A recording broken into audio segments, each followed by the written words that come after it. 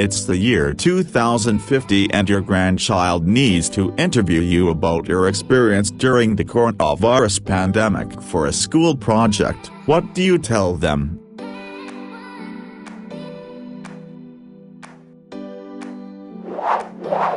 Accidentally gave myself mercury poisoning by eating too much fish and lived 40-hour days. Tipped a pizza delivery guy a rolled toilet paper along with some cash. My car got totaled, my roof needed to be replaced, we bought 3 new computers to manage the working at home, all of our chickens died and your father broke his nose doing a distance learning exercise.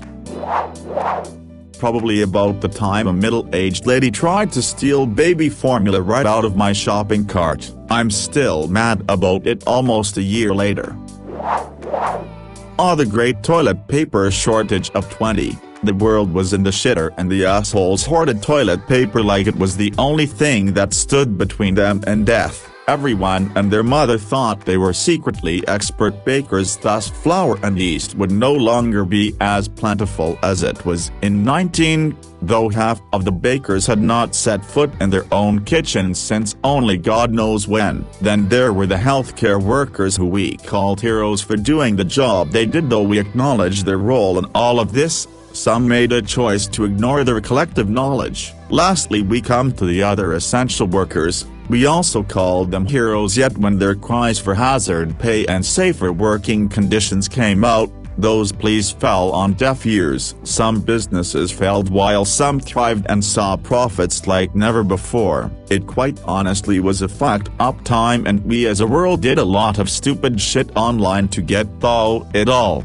Now my child, let me tell you about Reddit and the people who dwelled there.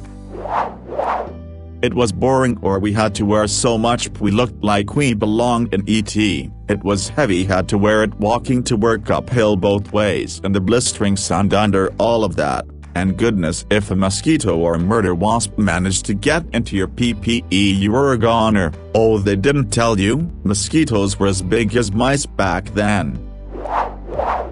I'd tell them this: we can't bust heads like we used to, but we have our ways. One trick is to tell them stories that don't go anywhere, like the time I caught the ferry over to Shelbyville. I needed a new heel for my shoe, so I decided to go to Morganville, which is what they called Shelbyville in those days. So, I tied an onion to my belt, which was the style at the time. Now, to take the ferry cost a nickel, and in those days, nickels had pictures of bumblebees on them. Give me 5 bees for a quarter, you'd say. Now, where were we? Oh, yeah, the important thing was that I had an onion on my belt, which was the style at the time. They didn't have white onions because of the war. The only thing you could get was those big yellow ones.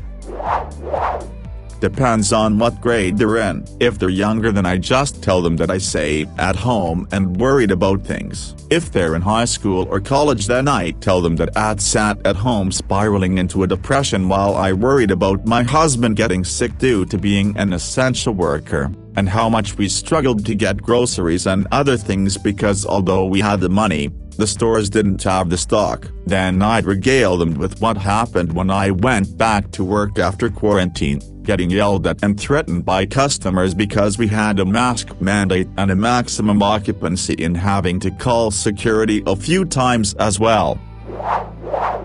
First there was an odd excitement and spring crafts, some tiger bloke, and rainbows in the windows. Then we all ran out of toilet roll and flour. Everyone lost their goddamn minds baking bread. Flour and bog roll was the new currency. After a few months, we all got fat, depressed, and had a series of mini breakdowns. Walks, some more dreary walks. If it's possible to get PTSD from homeschooling young children, I definitely have.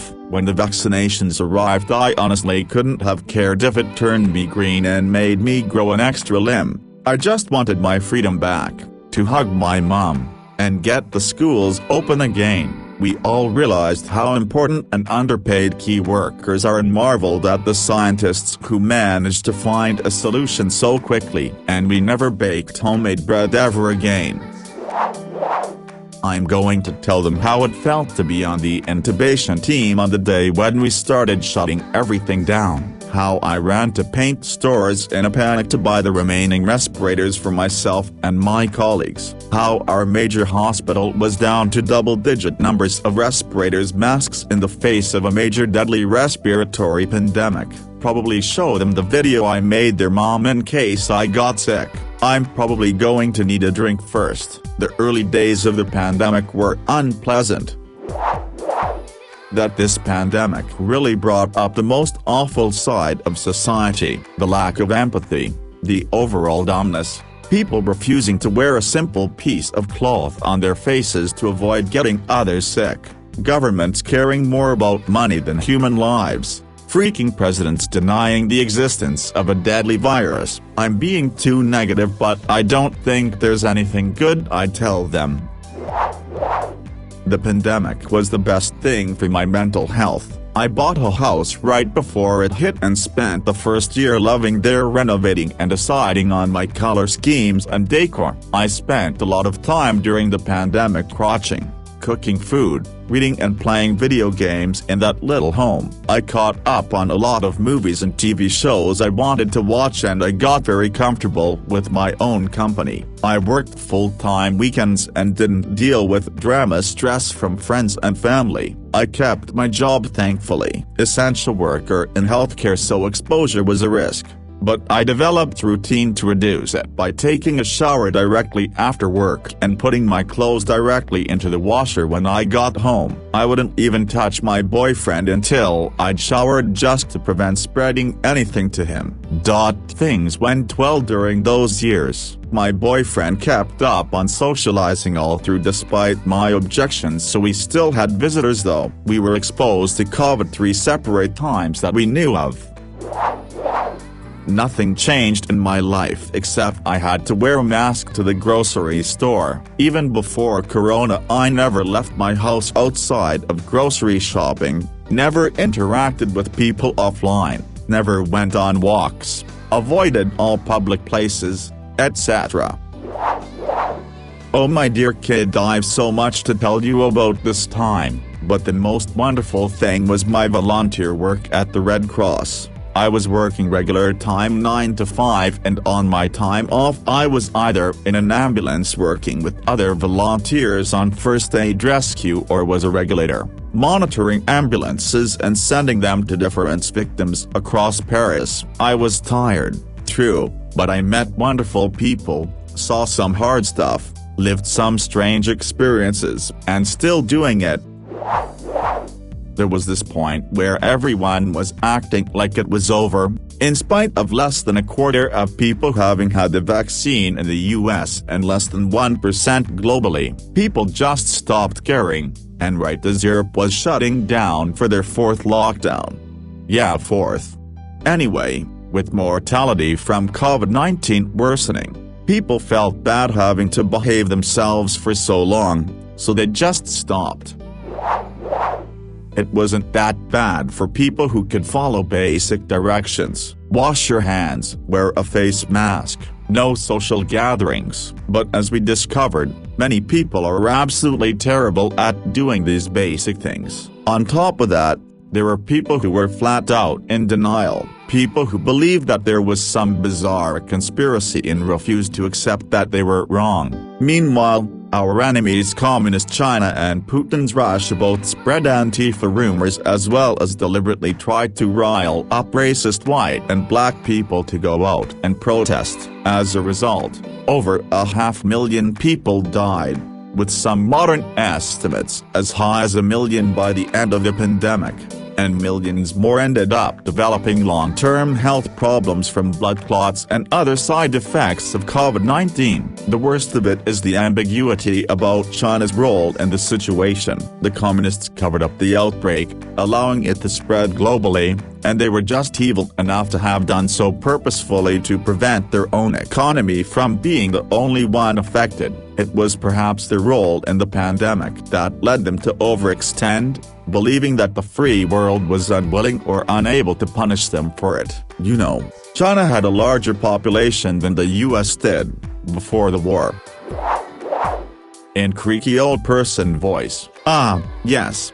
The great toilet paper shortage of 2020. Went to bed one night. When we woke up the next day, the sky was orange and it was illegal to hug people. Kim Jong-un came back from the dead in the middle of Jeopardy, resulting in an eye fight between Alex Trebek and guest star Qasem Soleimani. Since the winner couldn't collect the double Jeopardy winnings, President Trump collected the money and distributed it to Americans in the form of $600 checks. This made Americans not want to work and they quit their jobs, crashing the economy.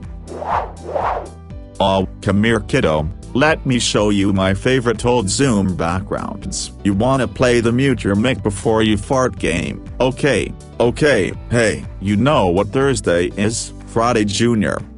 But seriously, we all almost died. I mean, we never got sick since we never left the house, but it was a close call. Hey now, your uncle's home, he can show you how to disinfect the groceries and then we can fight over who gets the best fitting mask, kid. Hey ... you listening? You better listen or your Zoom teacher will give you an F. No, not really. They can't prove anything if you just say you don't have a webcam because your mom needs it for work. You sure ask about other kids a lot.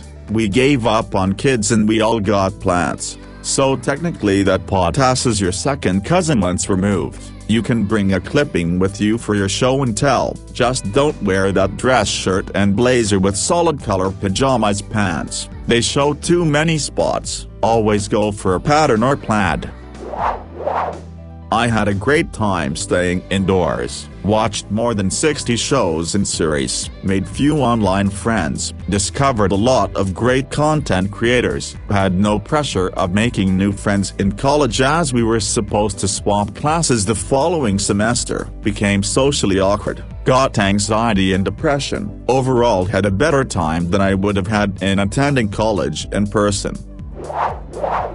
I discovered a love of gin. Our routines became so fucked up we were practically sleeping in the day and staying up overnight. We discovered some new hobbies. I realized how stupid I actually am because I struggled with my 8 and 10-year-old schoolwork. I realized that I don't actually like most people and it was brilliant not having to see them. We all took toilet roll and soap for granted, but mostly, I absolutely loved having the kids at home with me and they loved being home with me also. We made some fabulous memories together, learned things we could do together as a family that we all enjoy. We have made plans together for the future of things we want to do and see and managed to save some money because we had absolutely no reason to spend anything and them plans can hopefully come true in the next few years. People told Grandma that she was living in fear because she wore a mask and avoided crowds. Grandma rolled her eyes because they were the ones that had the luxury to live in fear because other people sacrificed for them. Grandma didn't have time to live in fear. She had to keep going to work and didn't have 2 consecutive days off work the entire time. So I'm at the re-education camp for having nationalist viewpoints. My grandkid is working for the dystopian society and she's interviewing me. I'd tell her it was all a sham perpetuated by geopolitics, money grubbers and globalists, who wanted to undermine the economy so they could inevitably gain more control over it. Then I'd get cattle prodded and sent back to the room where they put rat cage on your head. I met your grandpa the summer before the pandemic.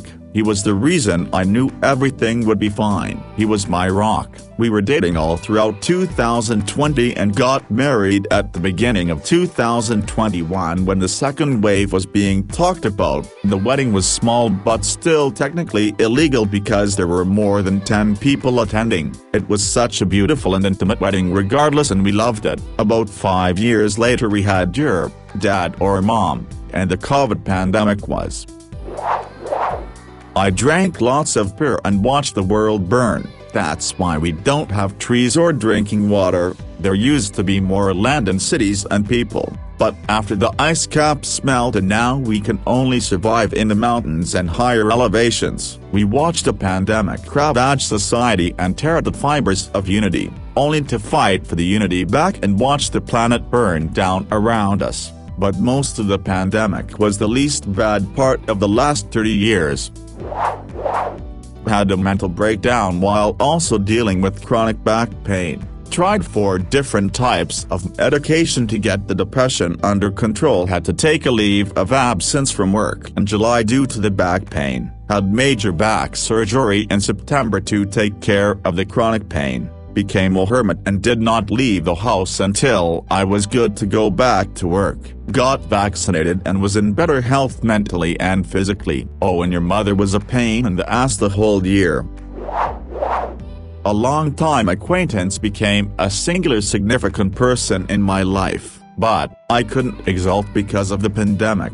Such a tumultuous time, I had to quit going to a globally popular website during the election for my own mental health. The anxiety of having the absolute joyous time of my life juxtaposed against the most awful thought of the grand experiment of democracy being slaughtered by one evil person was almost too much to bear. The hopes and dreams of our common people being dashed on the wayside to having a glimmer. Just a glimmer of justice and possibly a better tomorrow. The feeling of why can't everyone see past the vitriol and do the simplest thing, not just for themselves but for the common good. Is it really that hard?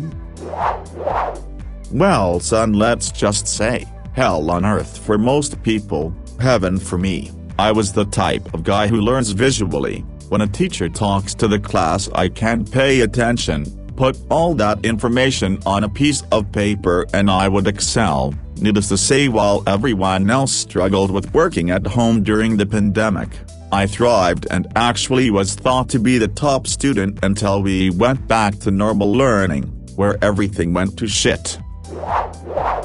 I'd let them know that we were some of the lucky ones. I had to learn to work from home. And I had to figure out how to manage a 4 or 5-year-old doing virtual preschool while I worked a new job. But we didn't lose any paychecks. We never got the virus, knock on wood, and we are grateful that we've spent this time together as a family. I'm so lucky to be so unaffected. I'd let them know about all of the political chaos that we witnessed, and how it was a scary time all around, but we were 100% the lucky ones. And so many others weren't as lucky and aren't here to tell their stories. I had to go into work as the only on-site employee from my department every day to do a job normally done by 3 people. My very large corporate job fired dozens who didn't have the tech to work from home and didn't rehire them when they started letting people take the monitors and stuff from their work desks home with them. And had the audacity to send out end-of-year emails about what a record-breaking profit year it was and how they surpassed even their pre-pandemic profit goals. I got a 30-cent yearly raise and got to witness firsthand the decline of my parents' ability to comprehend science and their deliberate abuse of their interpretation of their religion to oppress other people. That, while a good portion of the country did very little to stem the spread of the virus, or stopped trying after some time because it became annoying, your grandmother and I hunkered down at our home, only meeting people outdoors, with masks on 6 feet apart, much to the detriment to your father's social growth. Went into stores sparingly while wearing an N95 and a normal mask, and complained that this whole situation would have been better or even over with if selfish people would either do us all the good grace of wearing a mask or dying, and I'm being severely sarcastic about the dying part because I do not wish ill on anybody. Well, it was kind of weird. Life stopped, but at the same time it kinda went on too. Like, everybody started working again, but with people dying every day. Also, a bunch of people didn't believe it was a thing, really thought it was a hoax and stuff. Then every time the death rate would go down, one or another group of people were sick of sitting inside, demonstrated or parted or something, and the death rates would go up again. It did bring out a lot of inequalities though, like people would lose their job and income but big companies still made profit. MD. That's when the real killing began. I would tell my hypothetical grandchild that I and most people fell into the middle of the two extremes that might be presented in any media. We weren't panicked. We didn't we didn't go to the extremes of disinfecting everything that came into the house, but neither did we ignore the laws and advice from the government. We also didn't have a great time during lockdown. There were no lunches in the garden, fun with baking, etc. Anything that the mainly middle-class media would like to present as a universal experience. What was mildly, chronically, stressful, irritating and boring. The worst year of my life, but not in an acute way, just constant grinding badness. It wasn't as bad as this struggle. The government promised to help people and forced millions out of work only to leave them struggling to make ends meet. Shortly after COVID restrictions were lifted, new variants emerged. People still hadn't learned that wearing a mask over your chin didn't work and resorted to eating crayons. Many perished. Hard-working, goal-oriented people with ambitions were left to the wayside. A new world order took over, raising taxes on the poor because only the previously wealthy could afford accountants,